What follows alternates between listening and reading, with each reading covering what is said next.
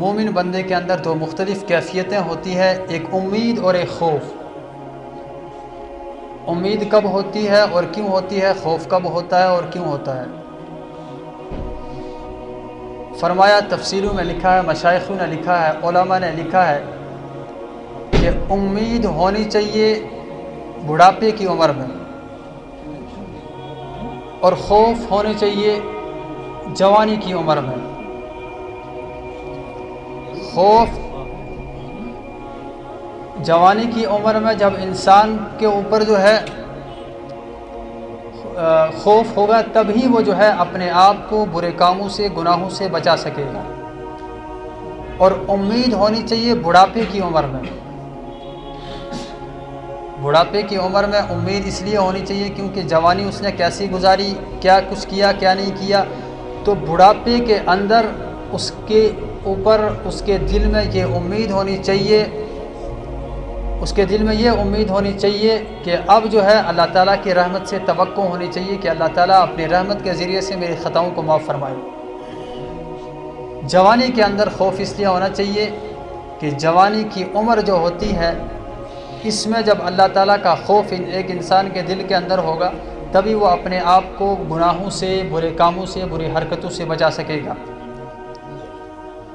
کہ اگر اللہ تعالیٰ کا خوف نہیں ہے تو تب تک وہ ہے اپنے آپ کو برے کاموں سے، برے راستوں سے، برے انجام سے وہ انسان نہیں بچا سکتا۔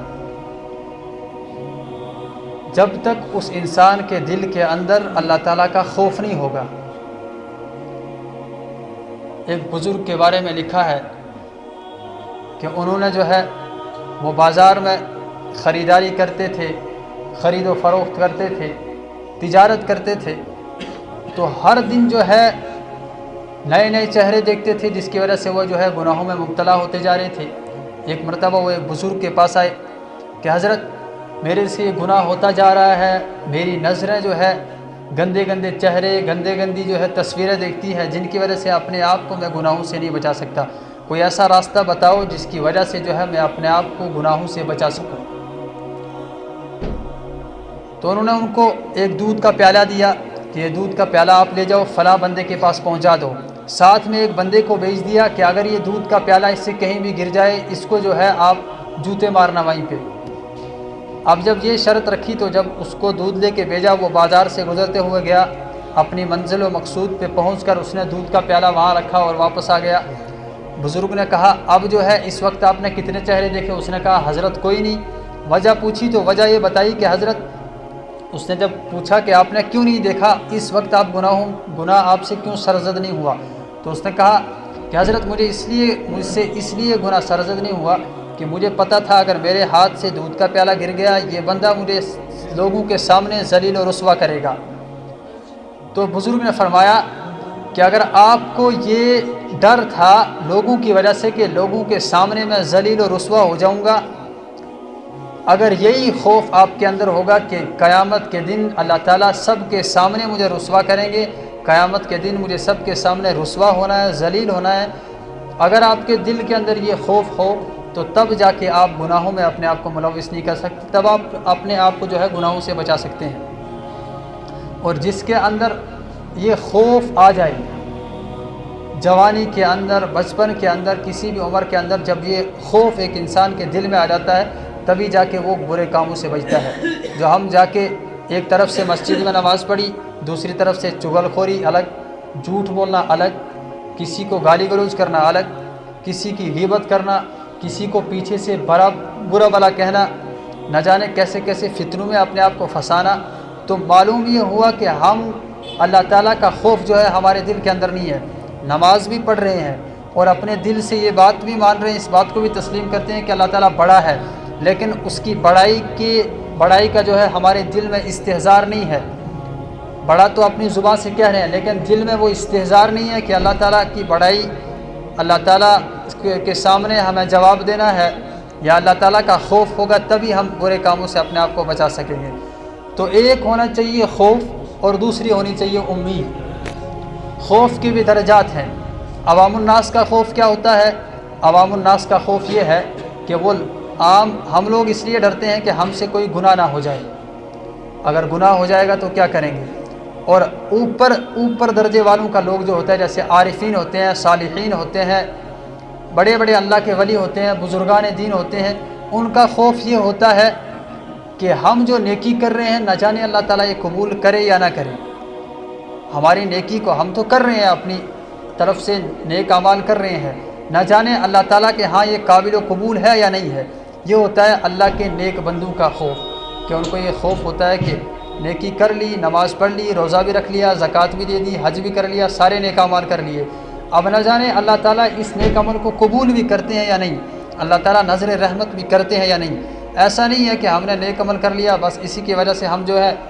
عبادتیں بڑی کرتے جا رہے ہیں اور یہ سمجھتے ہیں کہ شاید ہم جنتی ہیں، ہمیں جنت کی سرٹیفکیٹ مل جائے گی۔ ایسا نہیں ہے۔ حضرت عمر رضی اللہ تعالیٰ عنہ کے بارے میں لکھا ہے، حضرت عمر رضی اللہ تعالیٰ عنہ نے پانی کا گلاس مانگا، اور اپنی دور خلافت میں جب حضرت عمر رضی اللہ تعالیٰ عنہ کی دور خلافت تھی، اسی دوران انہوں نے کسی غلام سے پانی کا گلاس مانگا، تو پانی کے گلاس کے بدلے انہوں نے جو ہے شربت کا گلاس دے دیا۔ حضرت عمر رضی اللہ تعالیٰ عنہ نے شربت کا جو ہے گلاس پینا شروع کیا اور رونے لگے۔ کسی نے پوچھا حضرت آپ کیوں رو رہے ہو؟ اور اس قدر رونے لگے کہ انہوں نے جو ہے ان کی رخساروں سے اس قدر آنسو بہنے لگے کہ لکیریں پڑ گئی۔ حضرت عمر سے پوچھا کہ حضرت آپ رو کیوں رہے ہو؟ تو فرمانے لگے کہ کہیں کل قیامت کے دن اللہ تعالیٰ یہ نہ کہہ دے کہ جو آپ نے نیک عمل کیے تھے، جو آپ نے جتنے بھی ایسے اعمال کیے تھے، اس جو میٹھا شربت میں پی رہا ہوں، کہیں اللہ تعالیٰ یہ نہ کہہ دے کہ عمر آپ نے اپنی نیکیوں کے بدلے میں جو نعمتیں ملنی تھی وہ آپ لے چکے ہو دنیا میں ہی۔ حضرت عمر رضی اللہ تعالیٰ عنہ جو مراد رسول تھے، عشرہ مبشرہ میں سے تھے، ان کے اندر خوف خدا اس قدر تھا کہ ان کی کیفیت یہ تھی، اور ہماری حیثیت ہی کیا ہے ان کے نزدیک؟ اللہ تعالیٰ اللہ کے بزرگوں کے نزدیک، اللہ کے ولیوں کے نزدیک، جو بڑے بڑے بزرگان دین ہمارے گزرے ہیں، اولیاء اللہ گزرے ہیں، یا اسی طرح صحابہ کے دور میں جو اصحاب گزرے ہیں، اس کے بعد تابعی، تبع تابعین، ان کے اندر خوف کس قدر ہوتی تھی، اللہ تعالیٰ کا خوف کس قدر تھا، اور ہمارے اندر خوف نہیں ہے، بلکہ ہمارے اندر یہی چیز ہے کہ ہم عبادت کر رہے ہیں، شاید ہمیں اللہ تعالیٰ اس کے بدلے میں جنت عطا کر دے۔ فرمایا رسول اکرم صلی اللہ علیہ وسلم نے تب تک کوئی شخص امن میں نہیں ہے خوف سے، اللہ تعالیٰ کے خوف سے، جب تک ہر شخص پل صراط سے نہ گزر جائے، اور ہر شخص کو پل صراط سے گزرنا ہے۔ وَإِن مِّنكُمْ إِلَّا وَارِدُهَا، ہر بندے کو جہنم کے اوپر سے گزرنا ہے، اس کا سامنا کرنا ہے۔ جب تک کوئی بندہ وہاں تک نہ گزر جائے تب تک وہ سکون سے نہیں رہ سکتا، تب تک اس کے لیے کوئی سکون کی جگہ نہیں ہے۔ حضور اکرم صلی اللہ علیہ وسلم کے بارے میں ایک واقعہ لکھا ہے، رسول کریم صلی اللہ علیہ وسلم نے ایک بچے کا جنازہ پڑھایا، دودھ پیتے بچے کا۔ دودھ پیتا بچہ کتنا ہوتا ہے؟ چھوٹا سا بچہ، اس کا جنازہ پڑھایا تو رسول اکرم صلی اللہ علیہ وسلم نے جنازے کے بعد دعا کی کہ اللہ اس بچے کو عذاب قبر سے، پل صراط کا منظر اس کے لیے آسان کرنا، اس کو عذاب قبر اور جہنم سے محفوظ رکھنا۔ صحابہ کرام وہاں تھے، سب پریشان ہو گئے، یا رسول اللہ اس بچے کے لیے، یہ تو بچہ ہے۔ تو رسول اکرم صلی اللہ علیہ وسلم نے فرمایا کہ کیا آپ نے وہ قرآن کریم کی آیت نہیں سنی کہ لَأَمْلَأَنَّ جَهَنَّمَ مِنَ الْجِنَّةِ وَالنَّاسِ أَجْمَعِينَ؟ اللہ تعالیٰ نے تو قرآن کریم میں وعدہ فرمایا ہے کہ میں جنت کو بھی بھر دوں گا اور جہنم کو بھی بھر دوں گا، اور اللہ تعالیٰ کا یہ عین انصاف ہے کہ وہ بچوں سے ہی جہنم کو بھرے۔ ہمیں کوئی اختیار نہیں ہے کہ ہم اللہ تعالیٰ کو سوال کر سکیں کہ آپ نے بچے کو دوزخ میں کیوں ڈالا۔ تو اس لیے جو ہے رسول اکرم صلی اللہ علیہ وسلم نے یہ دعا کی کہ اس بچے کو، یہاں تک کہ بچے کے بارے میں دعا کی، ہماری عمر ہم دیکھیں کہ ہم نے اپنی عمر میں اللہ تعالیٰ کی کتنی نافرمانیاں کی ہے۔ حسن بصری رحمۃ اللہ علیہ کے بارے میں لکھا ہے کہ جب چل کر آتے تھے تو لگتا تھا کہ جیسے قبرستان میں اپنے والد صاحب کو دفن کر کے آ رہے ہیں، یعنی کہ ان کی کیفیت ایسی نظر آتی تھی جیسے اپنے والد کو دفن کر کے آ رہے ہیں، اس قدر ان کے اندر خوف ہوتا تھا اللہ کا۔ اور جب بیٹھتے تھے لگتا تھا کہ جیسے ان کو ابھی پھانسی کے پھندے پہ چڑھنا ہے، اس قدر ان کے اندر جو ہے خوف ہوتا تھا۔ اور مشائخوں نے لکھا ہے کہ انسان کے اندر خوف اس قدر ہونا چاہیے کہ جیسے ایک بندے کو اگر یہ حکم صادر کر دیا جائے کہ اس کو آج شام کو پھانسی کے پھندے پہ چڑھنا ہے، اب اس سے پہلے وہ کوئی ایسا فحش کام نہیں کرے گا، کوئی غلط کام نہیں کرے گا، اس کی کیفیت کیا ہوگی وہ خود ہی جان سکتا ہے کہ اس کو یہ بھی ذہن میں چل رہا ہے کہ شام کو میرے کو سولی کے اوپر چڑھنا ہے، پھانسی کے پھندے پہ چڑھنا ہے۔ جتنا خوف اس کے اندر ہوتا ہے اس پھانسی کے پھندے پہ چڑھنے کے لیے، اتنا ہی خوف جب ایک بندے کے اندر آ جاتا ہے اللہ تعالیٰ کا، تو تب جا کے وہ شخص کامیاب ہوتا ہے۔ تو اسی کے بعد اس بندے کے لیے امید کی کرنیں بھی بڑھ جاتی ہے۔ جب ایک انسان کے اندر اللہ تعالیٰ کا خوف ہوگا تبھی اس کی عبادت کے اندر اخلاص الالہیت ہوگی، تبھی اس کو اپنی عبادت کے اندر لطف آئے گا، تبھی اس کو اپنی عبادت کے اندر مزہ آئے گا، جب اس بندے کے اندر اللہ تعالیٰ کا خوف ہوگا۔ اللہ تعالیٰ نے قرآن کریم میں فرمایا ثم ننجی الذین اتقوا، کہ جو تقوی والے لوگ ہیں ان کو نجات دے دیں گے، ونذر الظالمین فیہا جثیا، اور جو ظالم اور گناہ گار ہیں ان کو جو ہے دوزخ میں اوندے منہ لٹکایا جائے گا، دوزخ کے اندر ڈال دیا جائے گا۔ یہ قرآن کریم کی آیت ہے کہ جو بھی دنیا میں اللہ تعالیٰ کی نافرمانی کرتا ہے، امام غزالی رحمۃ اللہ علیہ فرماتے ہیں کہ بندے تو یہ نہ دیکھ کہ گناہ چھوٹا ہے یا بڑا ہے، بلکہ تو یہ دیکھ کہ تو جس کی نافرمانی کر رہا ہے، جس کے حکم کی تو حکم دوری کر رہا ہے، جس کے حکم کو تو پامال کر رہا ہے، اس کی شان کتنی بڑی ہے، اس کی شان کو دیکھ، بلکہ یہ نہ دیکھ کہ گناہ چھوٹا ہے یا بڑا ہے۔ اور ہمارے معاشرے میں ان گناہوں کو چھوٹا سمجھا جاتا ہے جن کے بارے میں رسول اکرم صلی اللہ علیہ وسلم نے فرمایا کہ یہ کبائر گناہ میں سے ہے، بڑے گناہوں میں سے ہے۔ چغلی کھانا، غیبت کرنا،